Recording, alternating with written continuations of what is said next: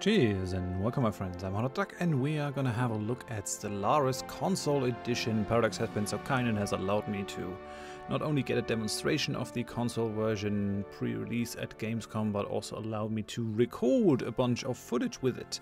And that's exactly what I did. So here on this screen you'll see the Tantalus logo in the upper right corner. Tantalus are the guys that also did the City Skylines version for Paradox, and apparently the experience with them has been so good that they also asked them to help them and make the Stellaris console version. And for the first part of the video we're just gonna jump in there with a randomly generated empire, randomized empire, which I've never used before that option. You see that the large galaxy has only 600 stars. That is the most stars that you can have on the console, but so far that seems like the only thing that they have changed for the consoles to kind of compensate for the lower amount of CPU power that the consoles have. So now we start out here. This is our home system, and you notice right away that we have bigger screens, much bigger screens. They're just there for if you're playing on a TV and you're further away from the screen than you normally would be if you're playing on the PC, then the screen just has to be bigger to make it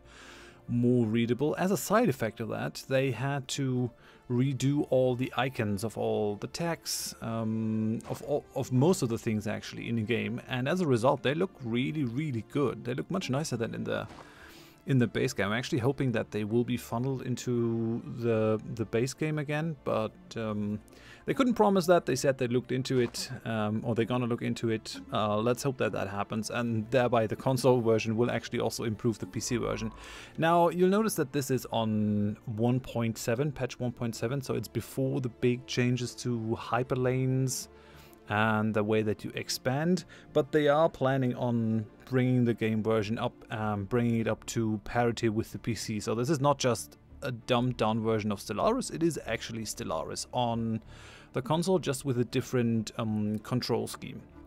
And as you see, I'm giving the orders to survey these systems, and in the beginning of this video I'm still a little bit rusty in terms of the controls, but as the gameplay continues and I get a little bit more practice, the controls are actually starting to become more and more fluent, and I can definitely see that once you have like a couple of hours of practice with this, you can control it almost as fluidly, or even as fluidly as the PC version, which is pretty nice if you consider that you just can play that from the living room couch, and also that you don't really need a high level PC for it. I think it's coming out for PS4 and Xbox at the same time, so that's good. And yeah, we're busy surveying our home system. So far so Stellaris.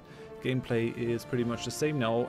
If we talk about the control scheme here for a second, you see that you basically have 4 areas that you can select with the cross on your controller. So if you go up, you have the resource bar. If you go right, you have the outliner. If you go down, you have the science and also the messages. And if you go left, you have the various menus of the game. Here you can see like the new icons in the science menu. Those look really good. I like them a lot. Hoping that those maybe come into the main game. Yeah. So far, there's not too much happening. Like it's Stellaris early game, so you don't really have to make huge decisions. You gotta think about what you want to research. You also have to have that focus, that relentless focus on minerals in the early game, just so that you can snowball later down the line, being able to build more buildings, being able to build more mining stations, being able to build more ships, all that kind of stuff. So here we've finished our construction. I think I built a second science ship, as is proper, because you want to really get your researching done. Although it does not have the restriction of Stellaris 2.0, where you can't go into unexplored systems with any ships until you at least have sent a science ship in there that looked into it. So the Corvette exploring is still in there in 1.7. Now they also want to bring the DLCs to this version, and they're going to be able to do that much quicker than they brought them to the PC, just because they don't have to be newly developed. All they have to do is make them compatible with the console, and then they can release them down there. So we're moving into that system. We're gonna survey a bunch of things, basically pushing out now. You'll notice that we have hyperlanes here, and that is one of the concessions that they've like made in terms of future-proofing the game already, because with hyperlanes only, the game is going to become hyperlanes only in any case in Stellaris 2.0, and because of that they haven't really implemented the warp drive and the wormhole that Stellaris used to have in pre 2.0. So it's only hyperlanes, but it's not going to change as the game moves forward. It's actually going to be a benefit if you don't ever have to unlearn some of the conventions of warp drives and wormholes. So this is the anomaly screen, pretty much the standard from the PC as well. It's just all a little bit bigger, but once you get used to that, it actually plays quite nicely. You can see that I'm not really building up my fleet or anything. I'm just trying to see where the orbital places are for minerals, because that's what you need. You need the minerals. There's also still the old expansion system here, so you expand by using influence, and you also recruit leaders by using influence. That's all just 1.7. So yeah, I've also seen like a late game of this, like a mature galaxy with a big empire at the demo event. That also looked fine. Like the controls of that aren't really different than controlling a late game empire in Stellaris on the PC. Just a different control scheme. So here we're going researching down there. There are no minerals down there, or at least we haven't found any. I'm doing some pop micromanagement over here, pushing that one pop on the minerals and all that kind of stuff.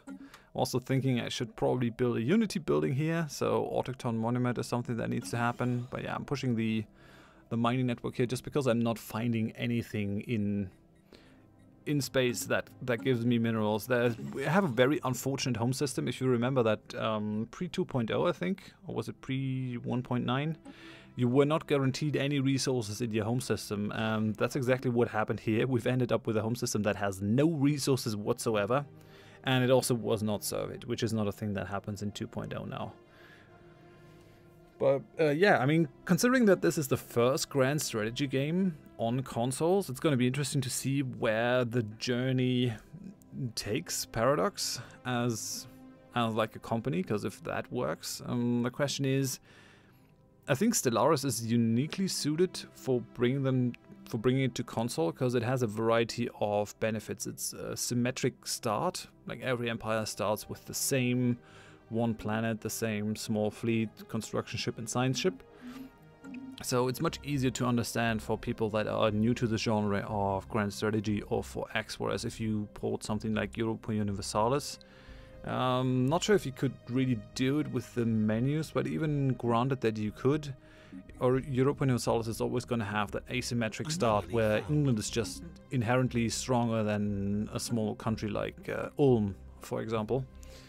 And it might be difficult to, because you kind of have to then look up a guide or something to find a good starting country that will allow you to learn the game and all that. There are tons and tons of concept, whereas Stellaris is a little bit more freeform and it works with a lot of the sci-fi tropes, and that makes the game also easier to understand, I guess, because everyone has like a glancing knowledge of Star Trek, Star Wars, Battleship Galactica, all these kinds of tropes that have been worked in here. And then you also have the creation of your own empire, which is actually going to be at the end of the video. I created the Great Old Ones, but I just wanted to jump in and start with some gameplay in that video because I thought you'd be interested in that. One of the things that I found where the console version actually controls much better than the PC version is chaining commands. You can see that we have the block button or rectangle button that allows you to directly chain a command. So you just press that and you still get the list with all the commands, and then that one will just be chained one after another. Whereas on PC you have to remember to press the shift key, and then if you screw that up or forget to press it with on one order, your whole order list will be deleted. This actually works much nicer here in the console version. I also like the bigger screen here of the planet. Just because you get more details, you see the pops, you see all that in one view, which I kind of like. So in terms of the controls, in terms of the actual controls, the right stick, if you press that, which is called R3, then you jump into a system or get out of a system. If you have the triangle button, if you press it, you pause. If you hold it, you can switch the three different speeds. It felt a little bit slow maybe in the beginning, but that could just be the Stellaris early game. As the game ramped up, I had more and more notifications and events that I had to take care of, and I actually felt like I needed to reduce the game speed a little bit. But I had like sort of some lulls in the gameplay that could probably be compensated by adding an additional speed set, an additional speed level, but I think all in all you can probably get by with the 3 speed levels. Okay, so now finally we found a couple of mineral places, and I'm doing what I'm doing, staying in negative energy and going for positive minerals here. Construction Not complete. sure what I'm doing here. Oh yeah, we're just waiting until that mining station has been built, and now to counterbalance the negative energy. Hey, and we're getting 100 minerals. That's awfully nice. And now we're gonna counterbalance that with another credit station. So, I mean, so far so Stellaris. The new icons are nice. I mean, of course you have everything is still being built at planets, planetary spaceports. All that is gonna change, and but I think it's a bold move to bring something like that to the console. That is definitely an interesting proposition. I think I'm gonna try to get it for my PS4 and see if I can't play it on the couch. It depends a little bit on at what speed they can actually upgrade it to 2.0, because playing 1.7 felt a bit like a throwback to the past, and I know a big part of the player base actually had their gripes with 2.0, but going back to 1.7 and actually playing 1.7, you kind of know why these changes have been made. The way that you expand in 2.0 definitely feels a lot better. It doesn't feel quite as haphazard, and you can also not really protect your systems in this one because you still have like the weak military stations. So that was an interesting experience. All my 10 beginner mistakes for Stellaris are still valid in this version of the game. So none of my tutorials are outdated, or most of my tutorials are not outdated at this point. That feels like a nice throwback as well. So pushing onward, we unlock the orbital hydroponics, which is always a good early research, just because you can push your population growth pretty far. In terms of modability, the game is not going to release with mod access, but they're definitely looking into making mods happen. Now, it's always a little bit more difficult to bring mods to the console. If you remember, you had like the case with Bethesda's Skyrim, where Sony was very restrictive in terms of what kind of mods could be brought to the console and what couldn't, because the console holders are feeling responsible for what happens on their consoles way more so than on an open ecosystem like the PC, and as a result, a bunch of stuff is getting System survey complete.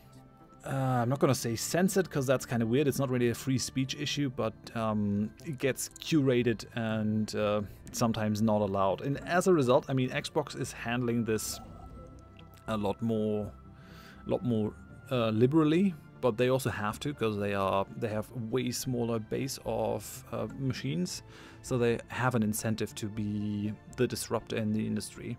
It's going to be interesting to see if Paradox can sway Sony to make that kind of thing happen, because the modding community is definitely a huge part of why Paradox games are so popular. I mean, there are people that only bought Stellaris so they could play the Star Trek New Horizons mod. I know some of these people personally. You see that the cursor here, the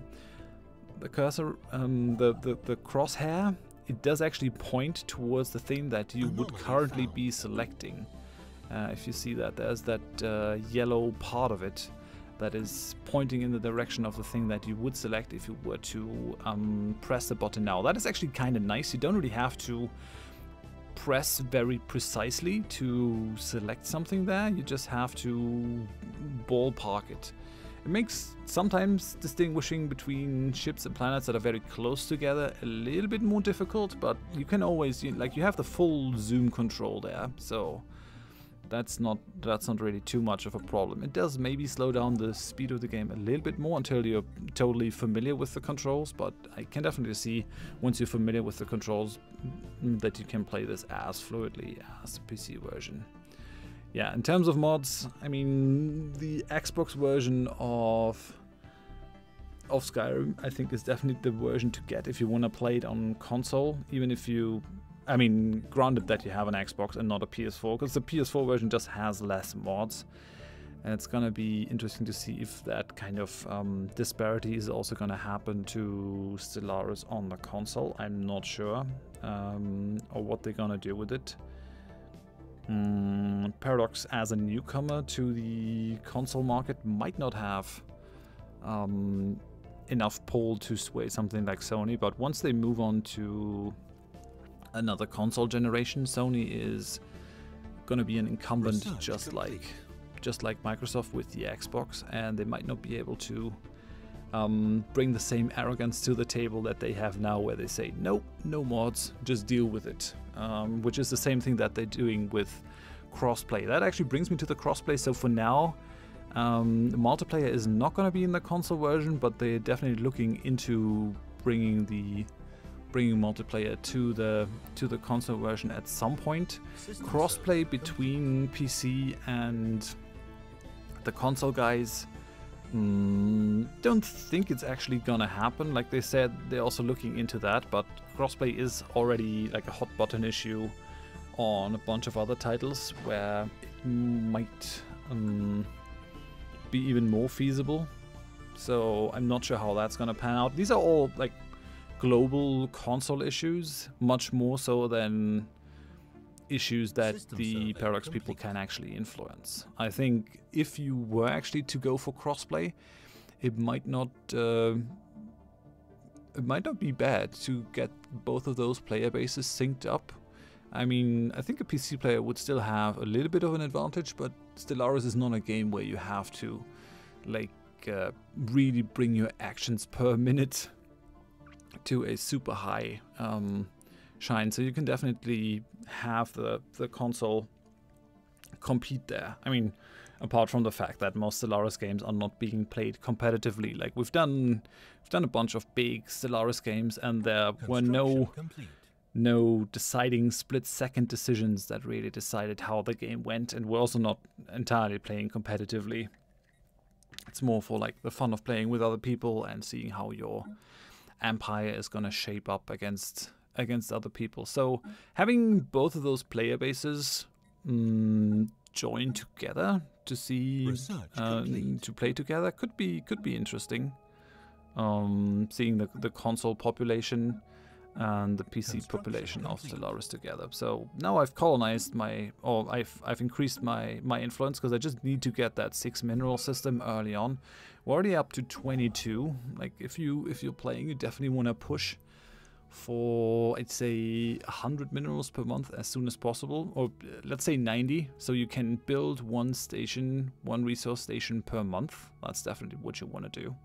In this version of the game, I think your tech and unity cost also really doesn't depend on the amount of systems that you have claimed. I mean, definitely because you don't really have an influence, or not too much influence, about how many systems belong into your influence sphere. It all depends on the amount of border push that you can project with your population on your planets and all that kind of stuff. But as a result, grabbing more space is always good here, and that those 6 minerals are going to come in very, very handy later down the line when you're playing. I mean, I couldn't continue playing this one, but I was playing it as if, because it doesn't make a lot of sense to play this and then not do the proper thing. We're losing some food at this point. We're still losing a little bit of energy credits, but the mineral income is definitely better. Now, this is one of the lulls that I was talking about. Like, we're running at full speed. We're just waiting for our construction ships to finish things. Now, one of the construction ships is done, and that will allow me to bring some things forward. I'm also selecting a admiral just so the admiral can select can collect some experience. Taking the fleet logistics guy was probably not the right call here, because fleet logistics is the one trait that they can pick up even outside of a fight, so probably should have taken another admiral there, but that's fine. So now we're getting to the point where our mineral income is good enough to at least build a station every 3 or 4 months, which is good. And these construction ships also, they do take a while to build these things, so you can pretty much cycle between 2 of those construction ships. The travel time in 1.7 is much faster than in 2.0. So I might not even need those 2 construction ships here, but since we're on hyperlanes, it still makes sense to have like 2 construction ships, 1 in each arm or something like that. And you do want to build up your space. Here you can also see the icons in the harmony tree. Those look really nice. I'm very impressed with them. Much nicer than in the Stellaris PC version, just because you never see them at that kind of resolution. As a content creator, having those high-level, high-res icons is also interesting for me, because I can use them maybe in some of my videos, in some of my tutorials. So yeah, I'm glad that they exist in some form. I'll see if I can get access to them, if I have to capture them from my PS4, or how we'll do that. Yeah, we're at the point where I can actually build a spaceport module. I don't have the minerals for it quite yet. Solar panel network in this case wins out, because I'm still negative in energy, but the next one is probably going to be the food module, just to push the population growth a little bit.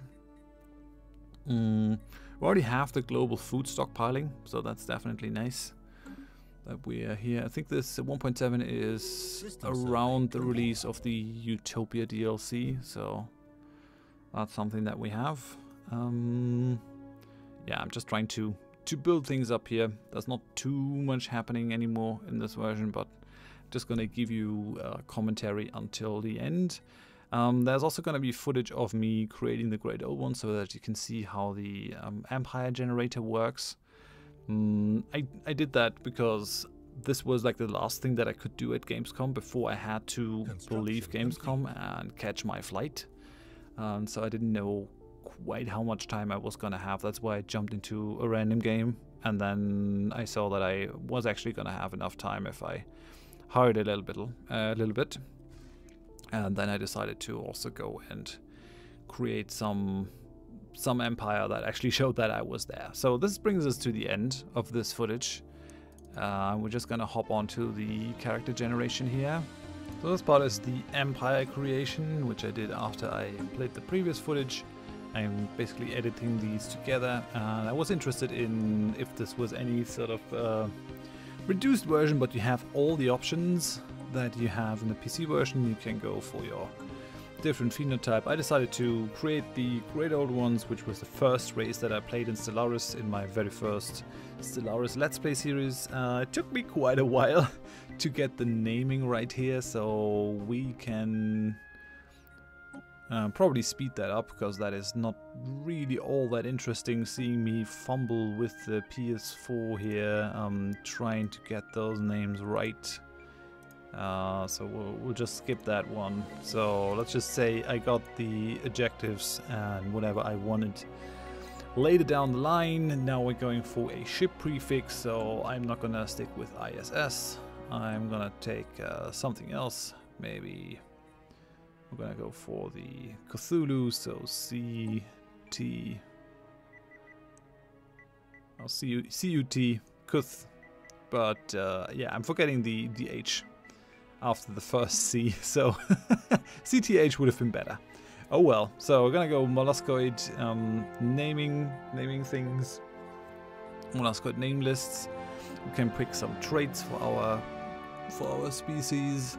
You can see that we with the shoulder buttons L1 and R1 we can switch between the different tabs. So, which is actually more comfortable kind of than the PC version. Kind of feel like The control scheme works really well for the empire creation here. The only thing that is a bit difficult is that you can't see at one glance where things are still not working correctly. So the traits apparently require some sort of government here, which is interesting. I can change the phenotype a little bit, so I'm gonna change the style, the clothing style. Not too much that you can change on the molluscoids. They're just gonna look like they're gonna look. There are no different phenotypes here. We all have those tentacles in the face. But I'm going for clothing that probably fits with the Great Old Ones theme, and that's about it. I should have probably changed the room too, but yeah, what can you do? So going here for Cthulhu, and it's already working a lot better here. I'm okay. So now I'm done putting in Cthulhu. I'm deciding against the leader title. Not really sure. I wasn't really sure what to put in there, and now I'm wondering, why is trait still red? What's happening? Why is that a thing? And now I'm reading the description that Decadent requires one of the following ethics. Solitary requires one of the following ethics, which is a bit weird, but I guess the game is just trying to stop you from taking Decadent when you can't have any slaves, which is a definite problem. And we're gonna start picking our own solar system. I'm gonna go for Ocean World. I have to pick a proper homeworld name. We're gonna skip that one as well. So fumbling with the naming generator, not that interesting. So star name has been changed to Sol. Although we should have probably kept that at Relay as well. We're taking the normal Sol system. We're taking molluscoid cities. Are we taking mammalians? No, we should take molluscoids. So yeah, that's what we're sticking with. So I guess we've changed all the architecture on Earth.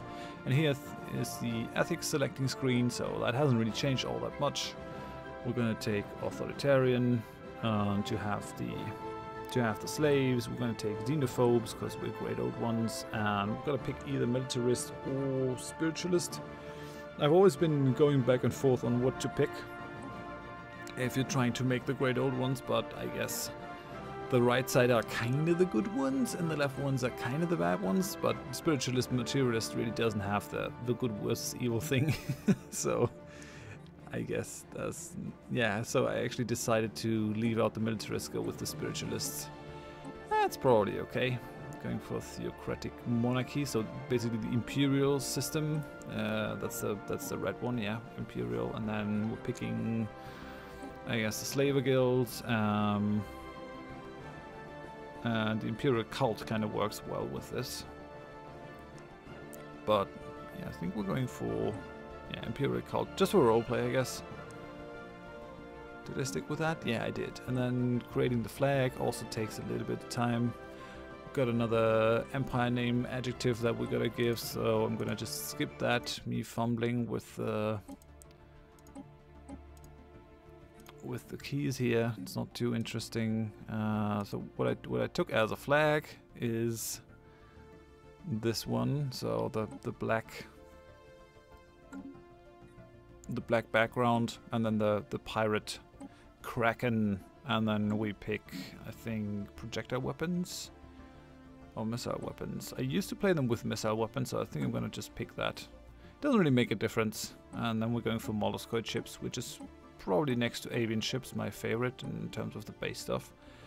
And that kind of brings us to the end. So this was the selection of the empire creation. So having played it for around 30 to 40 minutes and having gotten a demonstration by the developer, what do I think of the Stellaris console version? I was skeptical when I heard about it, just because like bringing grand strategy to consoles is not something that you think would immediately mesh. But after having seen it and after having played it, I'm pretty happy that that is actually a thing, because it is going to expand the player base of Stellaris, making Stellaris more popular as it should be. It's a great game, and the control scheme actually works really, really well. I gotta give props to Tantalus here for bringing a control scheme to Stellaris that actually is intuitive. So after I played that half hour, I was already not thinking too much about how what I needed to do to make certain things happen. Now, if I extrapolate that to having maybe played 10 or 20 or 30 hours, that makes me feel really, really optimistic that people are gonna enjoy the experience if they enjoy Stellaris as a game. Now, you are gonna get the 1.7 version, which has its pros and cons.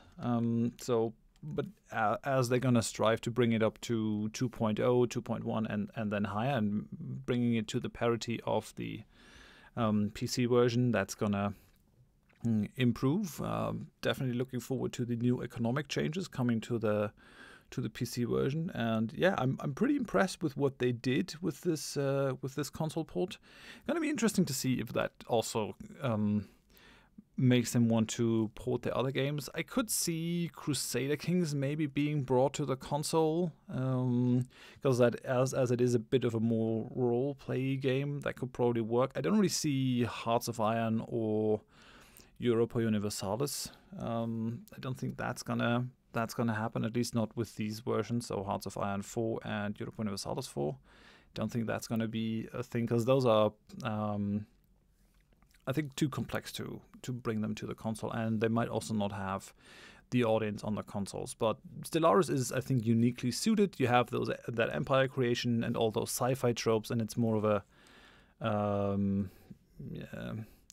bit of a lighter experience. It's definitely the game that you should play if you want to get into the Paradox games, because you learn the control mechanics and sort of the general idea. You have the outliner that all the Paradox games have. So I'm really optimistic now, having played that and having seen it. And now it depends on how well they can deliver on the promise to bring that up to the PC version and bringing the DLCs really quickly. But I'm pretty optimistic that if you enjoy Stellaris and you want to play it on console, that you're going to be able to play this and actually have fun with it and not just struggle with the controls, which would be my fear. So yeah, I enjoyed my time with it, and I'm looking forward to see what Stellaris does on the consoles. And hopefully we're also going to see a bunch of mods. We're going to see if some of the bigger mods are considering bringing their mods also to the console, because that does also involve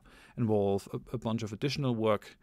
But yeah, interesting future is ahead of us. So thank you very much for watching. Thank you very much for letting me record this and giving me the demo Paradox. I definitely do appreciate that. Paradox people have been very, very friendly at the Paradox booth, so that is very much appreciated. Thank you guys for watching the video. I hope you enjoyed it. You can leave a like if you did. You can tell me in the comments what you think of the Stellaris console version. Are you going to buy it? Is that a thing that you're interested in? Because I'm guessing you're already playing it on PC. Are you considering bringing it into your living room like I do? And yeah, thanks for watching. Hope I see you in another video. Bye bye.